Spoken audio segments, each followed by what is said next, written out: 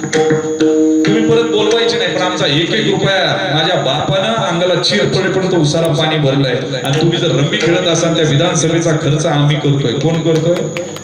वाक्य लक्षात ठेवा. माझा बाप राब राबतोय शेतामध्ये, त्याच्या हाताला फोड आले कष्ट करून करून, आणि राजा असा पाहिजे, दयावान पाहिजे. एक जण म्हणला, मला सप्ताच्या मीटिंगला बोलवलं नाही. ते म्हणले तुम्ही शुद्धीतच नव्हते, तुम्हाला बोलून काय उपयोग? तुम्ही सप्ताह होऊन दिला नसता, कीर्तनकार ठरवून दिले नसते.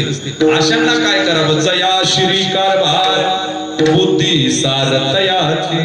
तुकोबाराय म्हणतात त्याची बुद्धी घरचे ऐकत नाही, आणि ते म्हणते तालुक्याचा कारभार मागे द्या. काय? तुमच्या घरच्यांनी पहिलं तुम्हाला देव मानलं पाहिजे. पाप पाप म्हणजे काय? बायको आपल्या बरोबर बोलत नाही, याच्यापेक्षा काय मोठं पाप आहे? पोरग तुम्हाला मानित नाही, तोंडावर शिव्या देत, याच्यापेक्षा काय पाप आहे दुसरं? एवढी कोटी जनता आहे, पण मेल्यानंतर आपल्याला कुणी ध्यानात ठेवत नाही, याच्या मोठ्यापेक्षा काय पाप आहे? पापानं अजून काय केलं पाहिजे? खरे पुण्यवान हे, आणि पापाची पुण्याची व्याख्या सांगू काय? काय आपल्यामुळे दुसऱ्याच्या डोळ्यात अश्रू येणं याच्या इतकं मोठं पाप नाही, आणि आपल्यामुळे दुसऱ्याच्या चेहऱ्यावर आनंद येणं याच्या इतकं मोठं पुण्य नाही. वाक्य ध्यानात ठेवा.